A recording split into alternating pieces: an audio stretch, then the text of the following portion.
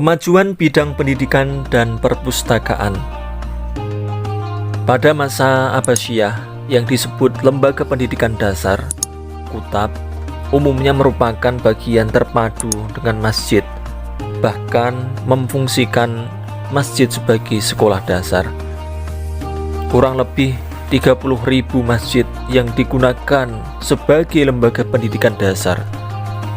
Selain itu, terdapat kegiatan pendidikan di rumah-rumah penduduk dan di tempat-tempat lain, seperti maktab, zawiyah, dan halaqah. Kurikulum utamanya dipusatkan pada Al-Quran sebagai bacaan utama para siswa. Selain belajar membaca dan menulis, anak-anak perempuan mendapat kesempatan yang sama dengan anak laki-laki untuk mempelajari ajaran-ajaran agama pada tingkatan yang lebih rendah sesuai dengan kemampuannya. Untuk pendidikan lanjutan dilakukan di Baitul Hikmah sebagai lembaga pendidikan menengah pertama dalam Islam. Didirikan oleh Khalifah Al-Ma'mun tahun 830 Masehi.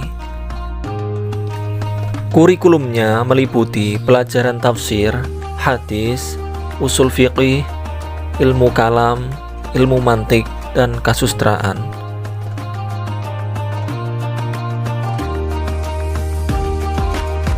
Baitul Hikmah selain berfungsi sebagai pusat penerjemahan, dikenal sebagai pusat kajian akademis dan perpustakaan umum, serta memiliki sebuah observatorium. Bahkan pada saat itu, observatorium bermunculan sebagai pusat pembelajaran astronomi. Untuk pendidikan sejenis perguruan tinggi, didirikan Madrasah Nizamiyah oleh Nizam Al-Mulk. Madrasah ini dibangun sebagai pusat studi teologi, khususnya untuk mempelajari ajaran-ajaran mazhab Syafi'i dan teologi Asy'ariyah. Al-Quran dan puisi-puisi Arab kuno menjadi sumber utama pengembangan dan pengkajian ilmu-ilmu sastra. Hal yang sama dilakukan oleh orang Eropa klasik beberapa abad kemudian.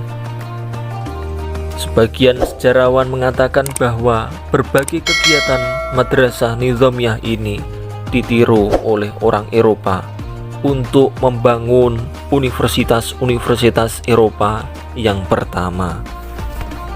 Masjid selain sebagai pusat pendidikan juga berfungsi sebagai tempat penyimpanan buku. Buku-buku didapat dari hadiah-hadiah atau hasil pencarian dari berbagai sumber. Karenanya, masjid pada saat itu memiliki khasanah buku-buku keagamaan yang sangat kaya. Salah seorang donatur buku-buku itu adalah seorang sejarawan terkenal, yaitu Al-Khatib Al-Baghdadi, yang menyerahkan buku-bukunya sebagai wakaf untuk umat Islam.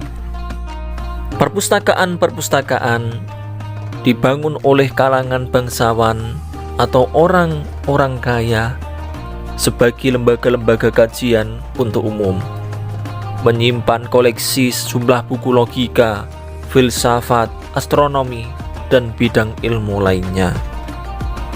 Salah satu di antaranya yang dibangun oleh penguasa Buwaihi Abdud ad-Daulah di Shirazi, yang semua buku-bukunya disusun di atas lemari-lemari, didaftar dalam katalog, dan diatur dengan baik oleh staf administrator yang berjaga secara bergiliran. Selain perpustakaan, gambaran tentang kemajuan budaya baca pada masa Abbasiyah bisa dilihat dari banyaknya toko buku. Toko-toko ini berpengaruh besar bagi pengembangan dunia pendidikan. Al-Yaqubi meriwayatkan bahwa pada masanya sekitar 819 Masehi, ibu kota negara diramaikan oleh lebih dari 100 toko buku yang berderet di satu ruas jalan yang sama.